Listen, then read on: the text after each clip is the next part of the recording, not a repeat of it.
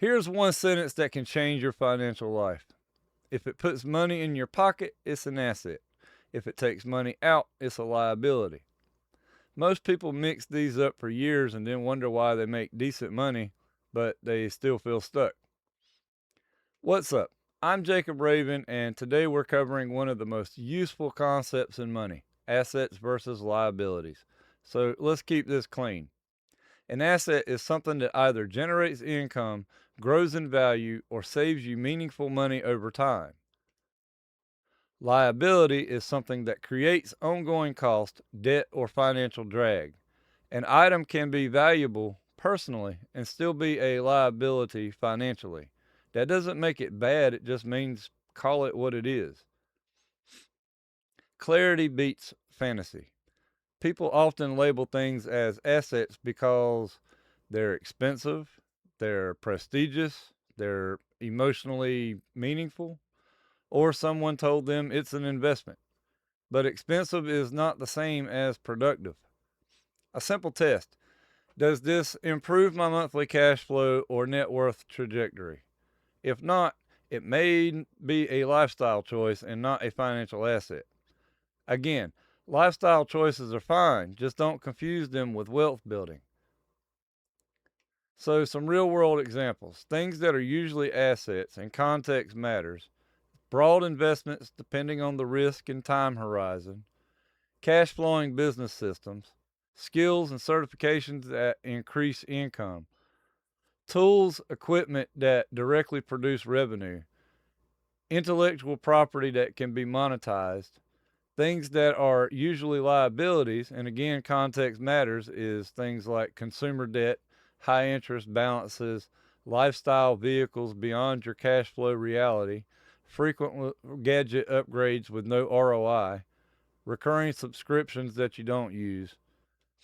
And there's some gray zone examples, like your primary home can be both lifestyle and long term store of value, but it also carries taxes, insurance, maintenance, and financing costs.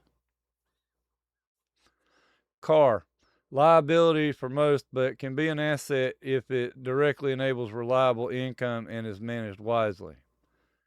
Education, it's an asset if it increases earning power and ROI and it's rational. Liability if it's funded poorly with no demand for the skill. So context matters, but cash flow tells the truth. If you only remember one framework from this video, use this. Before any major decision, ask, what does this do to my monthly cash flow? What does this do to my downside risk? What does this do to my flexibility over the next 12 to 24 months? A lot of normal purchases fail this test, especially when financed. People don't fail because they're dumb. They fail because no one taught them to run decisions through a filter. Online, you'll hear buy assets all day, which is true, but it's incomplete. Some people buy things labeled as assets with no due diligence, no timeline, no risk controls, no plan for cash flow. That's not investing, that's narrative driven buying. Your standards should be understandable, measurable, survivable, and if you can't explain why it works in 2 or 3 clear sentences, then it may not be your move right now. Think in layers. Layer 1: stability assets, emergency buffer, reduced high interest debt, essential protection systems. Layer 2: cash flow assets, skills that increase income, side income systems, business tools with clear ROI. Layer 3: growth assets, long term investments, scalable projects, intellectual property, and distribution channels. This is how regular people win. Stack stability first, and then cash flow, and then growth.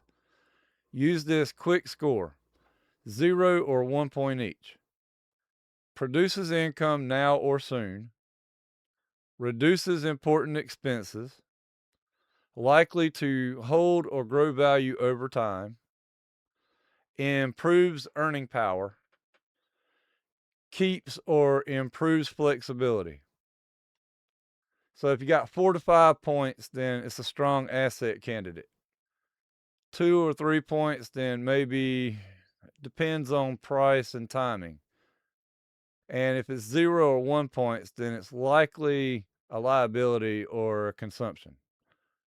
That's one scorecard can save you thousands over time. A lot of bad money decisions are emotional. They're not mathematical. We buy for status to impress people we either don't even know or don't even really care about. We buy for urgency, fear of missing out, FOMO, identity signaling. That's human. But if your goal is freedom, then decisions need a system. Emotion can vote, it just can't be the only vote. The bottom line is assets versus liabilities isn't about being cheap, it's about being intentional. Buy what you love if you can afford it. Just build your asset base first so your lifestyle doesn't outrun your foundation. Because the real flex isn't appearance, it's options. So the takeaway is assets improve your future options, liabilities reduce your future options. And just know which game you're playing every time you spend.